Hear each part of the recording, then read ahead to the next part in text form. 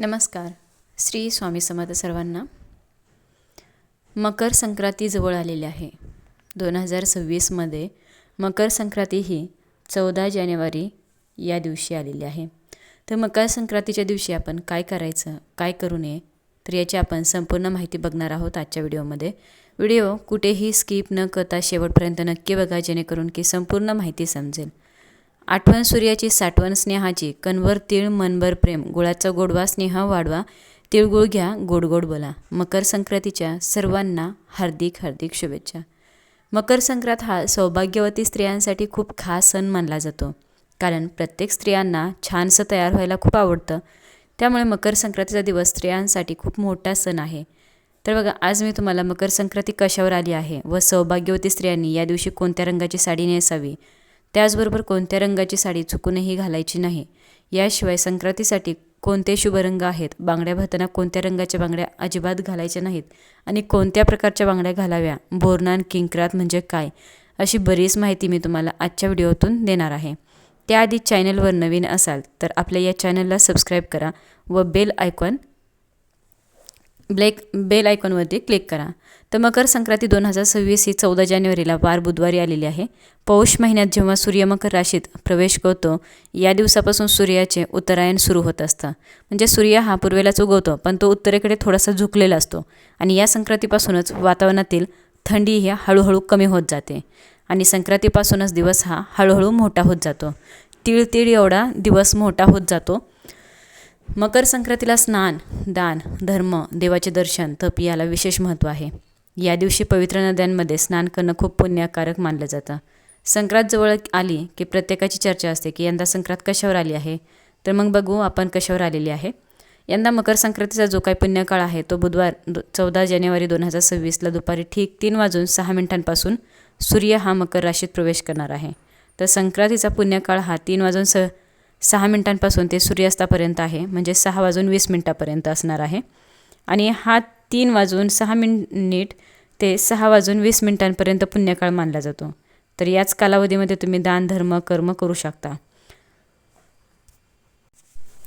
हिंदू धर्मात संक्रांत ही एक देवता मानली गेली आहे. तर प्रतिवर्षी ती येताना वेगवेगळ्या वाहनावर बसून येते. यावर्षी मकर संक्रांत वाघावर बसून येईल, म्हणजे मकर संक्रांतीचे वाहन वाघ आणि उपवाहन घोडा असेल. तिने पिवळ्या रंगाचे वस्त्र परिधान केलेले असून हातामध्ये गदा घेतलेला आहे. तिने केशराचा तिलक लावलेला असून वयाने ती कुमारी आहे व बसलेल्या अवस्थेत असून तसेच वासाकरता जाईचं फूल तसेच ती पायस म्हणजेच खीर भक्षण करत आहे. सर्पजाती आहे. भूषणार्थ मोती धारण केला आहे. वार व नक्षत्र नाव मंदाकिनी असून समुदाय मुहूर्त 45 आहेत. पूर्वेकडून पश्चिमेस जात आहे व वायव्य दिशेस पाहत आहे. संक्रांतीने ज्या वस्तू परिधान केल्या आहेत त्या वस्तू महाग होतील. संक्रांत जेथून आली आहे त्या लोकांना सुख मिळेल. या दिवशी सूर्याला चंदन मिसळून जल अर्पण केल्याने पदमान वाढतो. तसेच संक्रांतीच्या दिवशी दात घासणे वर्ज्य आहे. तामसिक भोजन करणे, अभद्र बोलणे, झाडे तोडणे व कोणत्याही प्रकारची नशा करणे वर्ज्य आहे. या दिवशी मोठ्यांचा अपमान होईल अशी कार्य आपल्याला चुकून देखील करायची नाहीत. या दिवशी आपल्या घरामध्ये चुकून देखील मांसाहार करायचा नाही. तर बघा, संक्रांतीला स्त्रियांना प्रश्न पडलेला असतो की या दिवशी कोणत्या रंगाची साडी नेसायची, कोणत्या रंगाची नेसायची नाही. तर आपल्या धर्मामध्ये प्रत्येक रंगाचं एक वेगळं आणि अनन्यसाधारण असं महत्त्व आहे, कारण प्रत्येक रंग तुम्हाला एक वेगळी ऊर्जा प्रदान करत असतो. काही रंग सकारात्मक शुभदायी लहरी प्रदान करतात, तर काही रंग अशुभ मानले जातात, नकारात्मकतेचे प्रतीक मानले जातात. पण आपल्या हिंदू धर्मामध्ये काही 4-5 रंग आहेत ते शुभ मानले जातात, म्हणजे खूपच शुभ मानले जातात. प्रत्येक कार्यासाठी किंवा देवकार्यासाठी हे रंग वापरले जातात. त्यामध्ये पहिला रंग आहे तो म्हणजे हिरवा. हा सौभाग्याचं प्रतीक मानला आहे, कारण नवरी लग्नामध्ये हिरव्या रंगाचा चुडा भरत असते किंवा महिला लग्न झाल्यावर हिरव्या रंगाच्या बांगड्या घालतात, कारण त्यामुळे त्यांच्या पतीचं आयुष्य वाढतं असं धर्मशास्त्र सांगतं. त्याबरोबर शास्त्रातही हिरव्या रंगाला खूप महत्त्व आहे.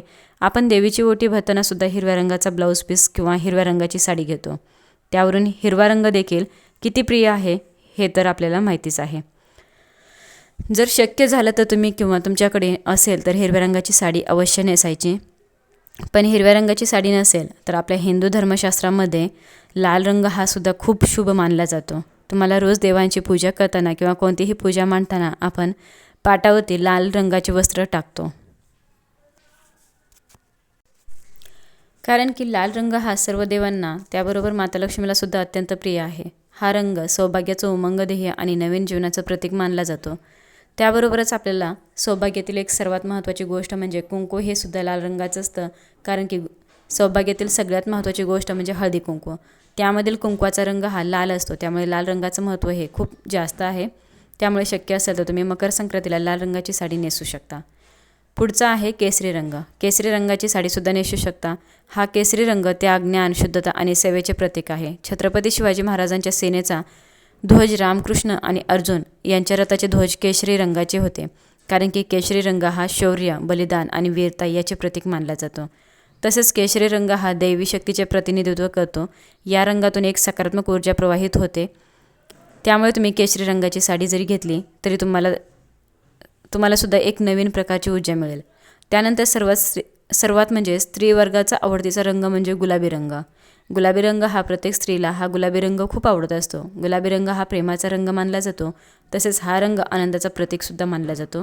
गुलाबी रंग हा नेहमी स्त्रियांना आकर्षित करत असतो. स्त्रीचं वय काहीही असो तरी देखील त्यांना गुलाबी रंग हा आवडतोच. गुलाबी रंगाचे कपडे परिधान केल्यामुळे आपलं मन देखील खूप प्रसन्न होत असतं.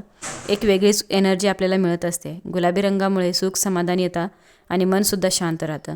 त्यामुळे गुलाबी रंगाचं वेगळंच असं काही महत्त्व आहे. त्यामुळे तुम्हाला संक्रांतीला गुलाबी रंगाची साडी अवश्य नेसू शकतात.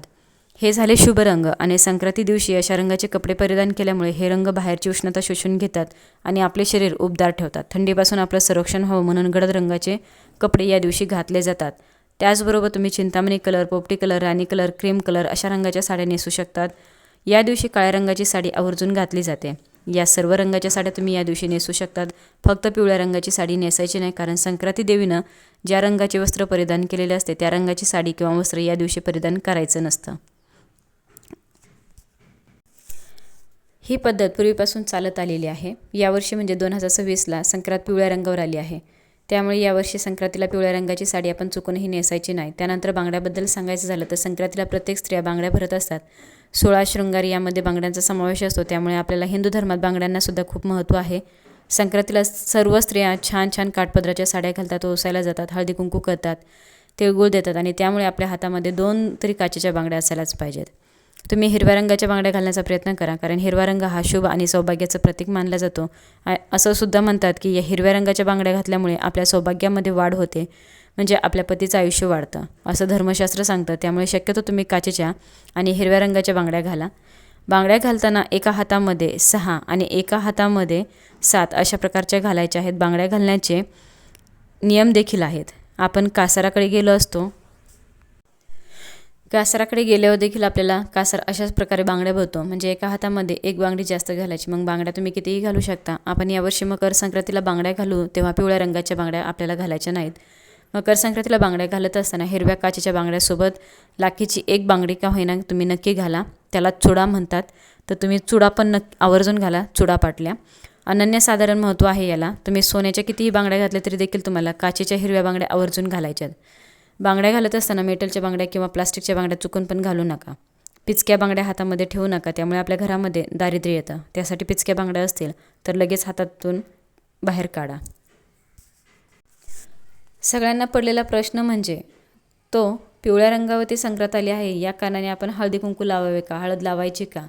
तर हळद ही पिवळ्या रंगाची असते, तरी देखील आपण हळद लावू शकतो, कारण देवीने केशराचा टिळा लावलेला आहे. त्यासाठी केशराचा जो टिळा आहे तर तो आपल्याला या दिवशी लावायचा नाही. आणि आपण पिवळ्या रंगाची हळद वापरली तरी काही हरकत नाही. फक्त वस्त्रासाठी आपल्याला पिवळा रंग जो आहे तो वर्ज्य करायचा आहे. सणासुदीला आपण दागिने घालत असतो, कारण की सणासुदीला आपण दागिने घालतच असतो. दागिनेशिवाय आपला कोणताच शृंगार हा पूर्ण होत नाही. सोन्याचे दागिने देखील पिवळ्या रंगाचे असतात, तर मकर संक्रांतीला सोन्याचे दागिने घालावेत का असा प्रश्न बरेच महिलांना पडला असेल. तर दागिने तुम्ही घालू शकतात, कारण की फक्त आपल्याला वस्त्राचा जो रंग आहे तो पिवळा वर्ज्य करायचा आहे. सोन्याचे दागिने, हळद तुम्ही वापरू शकतात. यावर्षी मकर संक्रांतीला देवीने मोती धारण केलेला आहे, त्यासाठी तुम्ही मोत्याचे दागिने जे आहेत ते घालू नका. या व्यतिरिक्त तुम्ही सोन्याचे दागिने वापरू शकता. यावर्षी संक्रांती देवीने वासाकरिता जाईचं फूल घेतलेलं आहे, त्यासाठी आपल्याला जाईच्या फुलांचा गजरा हा घालायचा नाही. या व्यतिरिक्त तुम्ही गुलाब, शेवंती, मोगरा, अबोली अशा फुलांचा गजरा तुम्ही घालू शकतात. फक्त आपल्याला जाईच्या फुलांचा गजरा हा घालायचा नाही. संक्रांती देवीने पायस भक्षण करीत आहे, म्हणजेच पायस म्हणजे खीर. तर या दिवशी खीर आपल्याला चुकून देखील खायची नाही. तुम्ही कोणतीही खीर या दिवशी खाऊ नका, कारण की देवी जे करत आहे तर ते आपण करायचं नसतं. त्यासाठी ती पायीच भक्षण करीत आहे, म्हणजे खीर खात आहे. त्यासाठी या दिवशी आपल्याला खीर घरामध्ये बनवायची नाही. मकर संक्रांतीच्या दिवशी दान करण्याला अनन्यसाधारण असं महत्त्व आहे. या दिवशी तुम्ही नवे भांडे, गायला घास, तीळ पात्र, गूळ, तीळ, सोने, भूमी, गाय, वस्त्र, घोडा इत्यादींची यथाशक्ती दान करू शकतात. बुधवारी 14 जानेवारीला संक्रांत हा सण साजरा केला जाईल, तर गुरुवारी 15 जानेवारी रोजी करी दिन म्हणजेच किंक्रात हा सण साजरा केला जाईल. फार वर्षापूर्वी किंक्रासूर नावाचा एक राक्षस होता. तो लोकांना फार पीडा दे. त्याला मारण्यासाठी देवीने संक्रांतीचे रूप घेतले. या संक्रांती देवीने किंक्रासुराला ठार केले आणि लोकांना सुखी केले. संक्रांती देवीने मकर संक्रांतीच्या दुसऱ्या दिवशी किंक्रासूर नावाच्या राक्षसाला ठार मारले, म्हणून त्याच्या जाचातून प्रजेला मुक्त केले, म्हणून हा दिवस किंक्रात म्हणून साजरा केला जातो.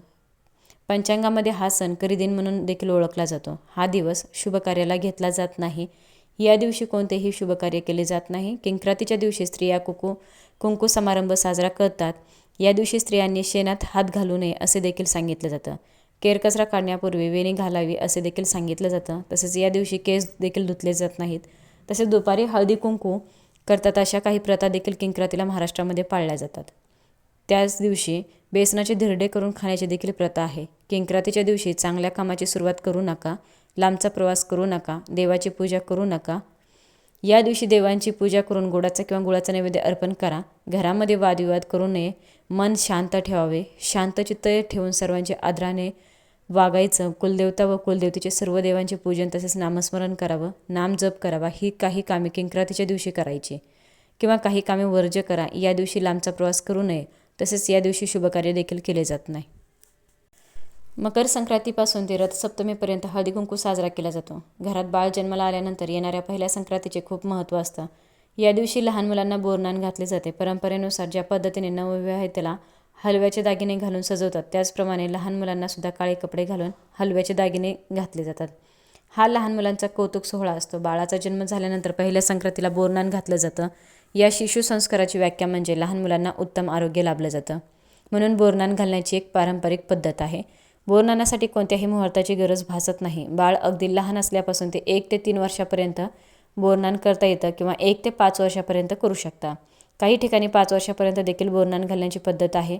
या कार्यक्रमात बाळाला घालण्यासाठी काळ्या रंगाचा ड्रेस निवडा, हलव्याचे दागिने घाला. त्या दागिन्यांमध्ये तिळाचा वापर हा केलेलाच असतो. तसेच लुटण्यासाठी मुरमुरे, बत्तासे, बोर, करवंद, तिळगुळ, फुटाणे, ऊसाचे तुकडे, हरभरा आणायचा. सध्या लोक त्यामध्ये बिस्किट, चॉकलेटचा देखील समावेश करतात. या कार्यक्रमासाठी नातेवाईक तसेच शेजारी पाजाऱ्यांना बोलवायचं. खाली स्वच्छ आसन पसरून त्यावर तांदळाची किंवा गव्हाची रांगोळी काढून त्यावर पाट ठेवायचा. बाळाला त्यावर बसून ओवाळायचं. मग बाळाच्या डोक्यावरून सर्व पदार्थ हळुवारपणे ओतायचे. इतर मुलांना ते लुटायला सांगायचं. बोरनान का करायचं असतं तर याच्या संदर्भात अशी एक आख्यायिका आहे की करी नावाचा एक राक्षस होता. त्या करी राक्षसाची वाईट दृष्टी व वाईट विचार मुलांवरती पडत नाहीत यासाठी सर्वात आधी हे कृष्णावरती केलं गेलं होतं.